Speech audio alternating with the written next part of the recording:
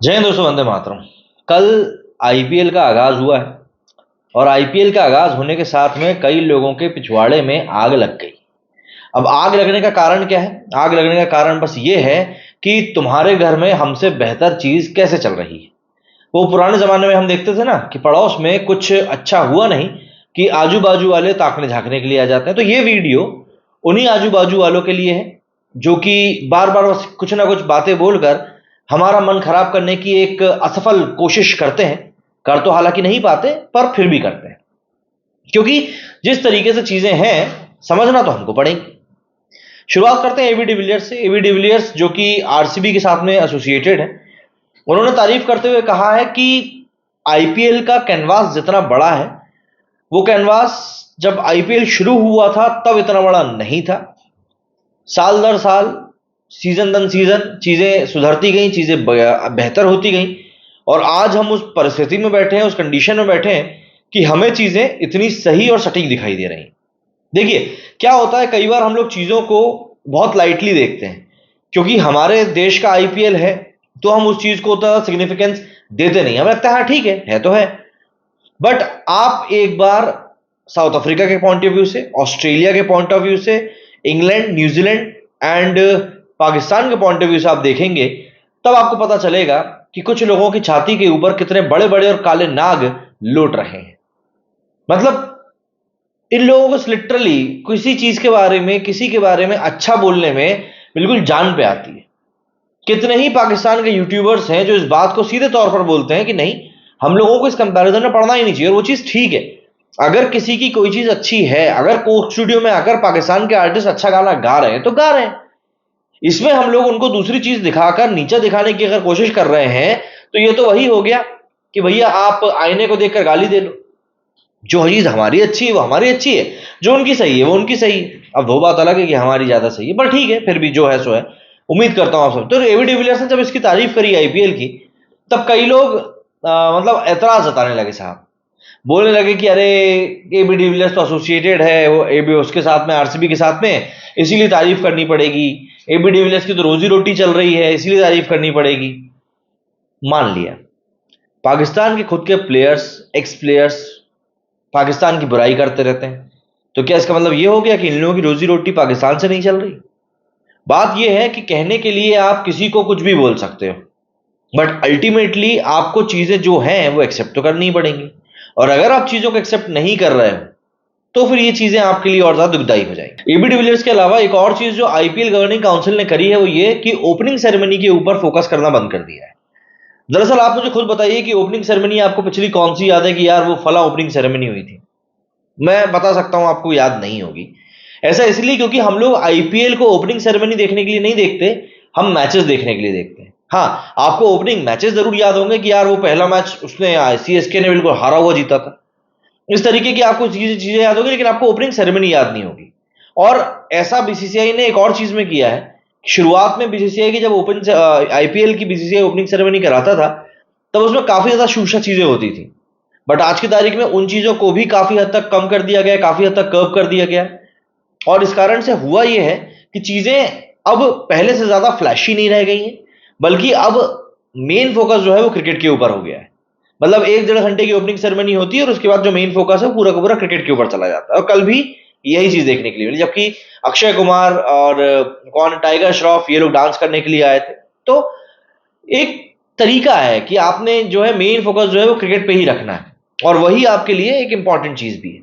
अच्छा, साल दर साल जैसे जैसे आईपीएल बढ़ा है, तो जो बड़े देश के प्लेयर्स हैं उनको लेकर भी कुछ चीजें सामने आई। उनको लेकर एक चीज क्लियर हुई कि जब आईपीएल शुरू हुआ था, तब जो ऑस्ट्रेलिया, इंग्लैंड क्रिकेट बोर्ड थे, ये अपने खिलाड़ियों को भेजने में थोड़ा सा नानुकुर करते थे।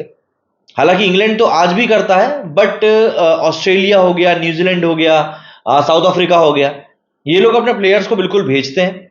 और इनके प्लेयर्स को भेजने का सबसे बड़ा कारण ये है कि हर गोल्ड का वैसे तो अलग है, बट ऑन एन एवरेज 12% जो टोटल खिलाड़ी पैसा कमाता है, उसमें से 12% जो अमाउंट है उस देश के क्रिकेट बोर्ड को भी जाता है। मतलब कि अगर पैट कमिंस को यहां खेलने के 20 करोड़ रुपए मिल रहे हैं, तो आप ये मान के चलिए कि कम से कम नहीं तो 2.4 करोड़, मतलब 2.5 करोड़ के आसपास पैसा ऑस्ट्रेलिया के क्रिकेट बोर्ड को भी मिलेगा। तो क्रिकेट बोर्ड्स को भी यहां पर खिलाड़ियों को भेजने में कहीं ना कहीं फायदा ही दिखता है, और उसका ही वो लोग पूरा पूरा फायदा भी उठाते हैं।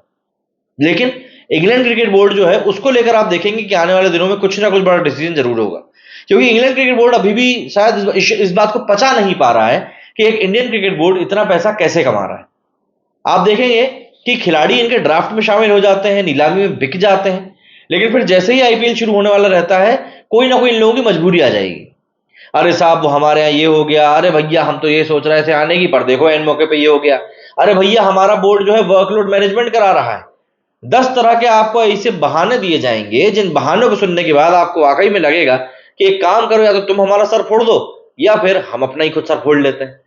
तो आने वाले दिनों में आपको इंग्लैंड को लेकर और इस तरह के प्लेयर्स को लेकर जो नीलामी में शामिल हो जाते हैं लेकिन बाद में क्रिकेट खेलने से मना कर देते हैं, उनको लेकर भी अब आईपीएल एक बड़ा एक्शन लेगा, और उस एक्शन का खामियाजा ऐसा होगा कि प्लेयर्स ऐसा कुछ करने से बचेंगे। क्योंकि क्या होता है ना, एक नंबर ऑफ अमाउंट होता है हर पर्स में। एक पर्स में अगर 100 करोड़ रुपए हैं और आपको 15 करोड़ में खरीदा गया है, तो वो 15 करोड़ रुपए सामने वाले फ्रेंचाइजी के ब्लॉक हुए हैं, प्लस फ्रेंचाइजी ने नीलामी में और बेहतर खिलाड़ी को खरीदने का मौका आपके चक्कर में खोया है। और जब आप एंड मौके पर क्रिकेट खेलने से मना कर देते हो तो ऑब्वियस सी बात है, परेशानी होती है, दिक्कत होती है। तो ऐसे में आने वाले दिनों में इस चीज को लेकर कुछ ना कुछ एक बड़ा फैसला जरूर आना है, वो आप देखेंगे। पैसा, भाई पैसा एक बहुत बड़ा फैक्टर है। जैसे जैसे आईपीएल बड़ा हुआ, जैसे जैसे आईपीएल आगे बढ़ा है, जो पैसा इसमें इन्वॉल्व था वो बढ़ता चला गया। और आज की तारीख में आप देखेंगे जो बड़े बड़े प्लेयर्स बिना ना नुकुर किए आईपीएल में खेलने आते हैं, उसके पीछे का एक बड़ा कारण पैसा भी है।